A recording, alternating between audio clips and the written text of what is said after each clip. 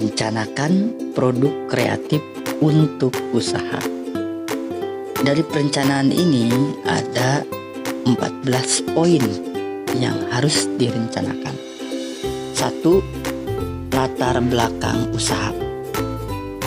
Di latar belakang usaha ini harus dibahas, yaitu langkah awal merencanakan produk kreatif adalah mengetahui latar belakang Anda ingin membuka usaha di bidang tersebut.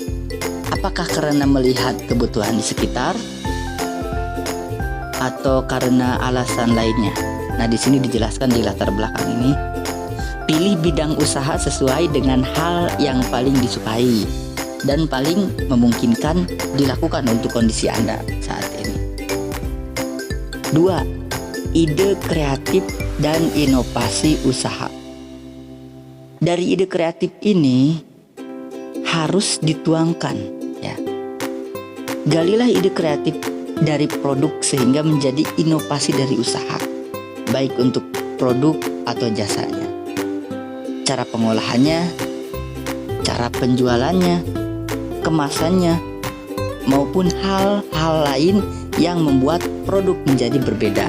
Artinya, sisi kreatif ini dalam segi apapun harus dilakukan supaya dapat menjadi keunggulan dari produk tersebut. Ciptakan inovasi produk atau jasa yang membuat usaha dapat menghasilkan produk baru yang lebih berdaya atau berguna, efisien, memberikan solusi untuk permasalahan, dan memiliki nilai tambah. Usahakan untuk menggunakan teknologi digital, ya, sebagai bagian dari penciptaan, pengolahan, dan alat kemajuan usaha. Dan nantinya juga kalau ada aplikasi digital ini lebih menambah konsumen, ya, dari lokasi manapun. 3. Deskripsi produk. Dari deskripsi produk ini yang harus dibahas yaitu menggambarkan produk secara terperinci, bisa dalam kata-kata ataupun visual. Tujuannya agar perencanaan produk kreatif lebih spesifik dalam komposisi, bentuk, tampilan, dan ukuran. Kalau makanan ini ada komposisi, ya, kalau misalkan membuat membuat cireng, nah di sini komposisinya apa saja. Nah, di situ dirincikan, ya. Biasanya itu di perinci itu di bagian plastiknya atau wadahnya, ya, di belakang wadahnya itu ada komposisi di situ. Dan tambahkan juga konsep penjualan atau cara penjualan pada produk atau jasa dengan penggunaan internet, ya, tentunya digitalnya ini harus dilakukan juga. 4. Target segmentasi pelanggan. Nah, di sini dijelaskan, ya, di dalam pembahasan ini, untuk target segmentasi pelanggan ini tentukan pelanggan yang akan dituju agar penjualan produk tepat sasaran. Artinya apabila kalian melakukan usaha di lokasi ini, misalkan di lokasi sekolah, taruhlah di sekolah, berarti target sasarannya siapa? Guru dan siswa, ya. Kalau misalkan di depan PT, misalkan target sasarannya berarti karyawan. Kalau di umum dan di mana saja itu harus ada target sasarannya, ya. Artinya kalian itu harus memikirkan bahwa produk kita itu dibeli oleh siapa, ya, akan laku enggak, ya. Nah, di sini harus dipikirkannya. Buat target pelanggan secara spesifik, mulai dari tingkatan umur, profesi, wilayah, skala ekonomi, dan sebagainya. 5. Sumber modal atau pendanaan.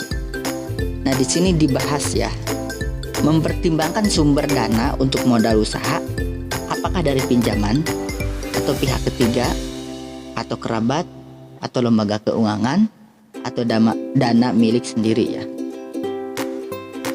Jika meminjam dana dari pihak ketiga, kalian harus mempertimbangkan cara untuk membayarnya, yaitu harus terbayar ya. Artinya kalau dagang modalnya 50% itu harus break even point dulu ya, 50% dalam kurun waktu berapa. Apalagi kalau modal pinjaman itu berarti harus 2 kali lipat dari itu baru break even point, artinya baru kembali modal ya. Harus ekstra sabar ya, karena kita tidak memiliki modal sendiri ya. Ya berarti yang harus ditempuh adalah jarak atau waktu, kesabaran untuk menjual produk tersebut. 6. Cara penjualan dan pemasaran. Nah, di sini dibahas nanti oleh kalian. Cara penjualan perlu direncanakan sejak awal. Misalnya dengan cara membuka kedai atau pemesanan secara online.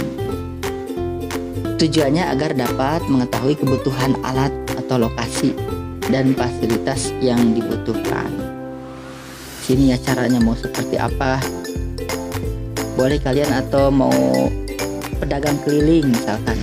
Nggak punya tempat di rumah juga, sasaran konsumennya tidak ada, mau pakai pakaian aja, pakaiannya pakaian misalkan pakaian tepoci, mau pedagang keliling pakai baki aja misalkan,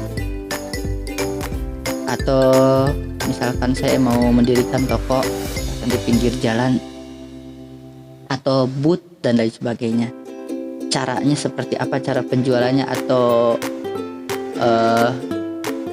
kita bayar karyawan yang tunggu, jadi kita tinggal menerima hasilnya. Itu cara penjualnya seperti apa, nanti ini kan dibahas di sini. 7. Lokasi usaha. Lokasi usaha terdiri atas lokasi produksi dan lokasi penjualan. Nah ini ada 2 ya, lokasinya atau mau di situ. Misalkan lokasi produksi, misalkan pedagang nasi goreng, berarti lokasi produksinya ya di situ dan lokasi penjualannya di situ juga. Biasanya kan kalau lokasi produksi situ atau lokasi penjualan di situ, konsumen bisa tahu, oh ini mah seperti ini, pedagangnya jorok, atau ini, oh ini bagus nih masaknya atau dan lain sebagainya. Nah itu bisa terlihat langsung, tapi efeknya, feedbacknya ke konsumen itu bisa jadi tahu rahasianya. Jadi diusahakan untuk lokasi produksi ini memiliki tempat yang berbeda. Jadi kalau di PT itu ada ada PT produksi, ada PT distributor atau yang memasarkan. Dan nantinya juga ini yang tentunya di label ini akan tertera di sini. Lokasi produksi PT Anu misalkan.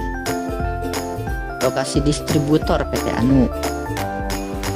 Jadi misalkan cireng ini dibuat di PT Anu misalkan, dan didistribusikan oleh PT Anu, berarti dipasarkan oleh PT tersebut. 8. Layout lokasi. Untuk layout ini dijelaskan ya, sebaiknya penentuan lokasi dibuatkan layout agar dapat lebih terperinci dalam merencanakan kebutuhan peralatan dan fasilitas. Ya, di sini harus didata ya. Jadi harus terlihat untuk lokasi tersebut ataupun dari peralatannya di sini. 9. Alat dan fasilitas. Alat dan fasilitas di sini nanti dijelaskan juga, sebaiknya direncanakan berdasarkan layout yang tadi sudah dijelaskan di layout tersebut, dan cara penjualan dengan jumlah dan jenis yang sudah diperhitungkan. agar efisien dalam penggunaan modal. Ya, jangan sampai nanti dari perencanaan itu tidak sesuai dengan pelaksanaannya. Itu harus sesuai karena ada perhitungan yang memangnya itu adalah menuju kepada laba atau makanya di sini perencanaan ini harus sesuai dengan pelaksanaan. Apalagi kalau modal pinjaman ya dari pihak ketiga itu harus tepat sasaran, dari perencanaan dan pelaksanaannya itu harus sesuai. 10. Bahan baku. Perencanaan bahan baku adalah merencanakan bahan yang akan digunakan untuk produksi dalam jenis, ukuran, merek dagang, dan komposisi penggunaan. 11. Cara pengolahan dan produksi. Di sini dijelaskan ya, direncanakan. Jadi perencanaan cara pengolahan perlu dilakukan mulai dari tahap uji coba hingga mendapatkan cara terbaik untuk memproduksi produk. Artinya di sini kalau makanan itu harus tahu atau kadar kadaluarsanya itu sampai berapa hari. Jadi produk tersebut sudah teruji dan bisa tahu dari masa kadaluarsa dari produk tersebut. Pada usaha jasa, dan Anda juga perlu ya, kalian juga perlu mengetahui alur proses mulai dari awal hingga jasa diberikan pada konsumen. 12. Nama usaha, merek dagang, dan logo. Nah ini juga ya harus dibuat ya sekreatif mungkin, baik dari namanya atau merek dagang dan logonya di sini. Sejak awal juga direncanakan dari nama, merek dagang, dan logo usaha ini berikan sentuhan kreatif ya, agar memberikan nilai tambah pada produk tersebut. 13. Kemasan. Nah di kemasan juga ini harus ada sentuhan kreatif juga ya.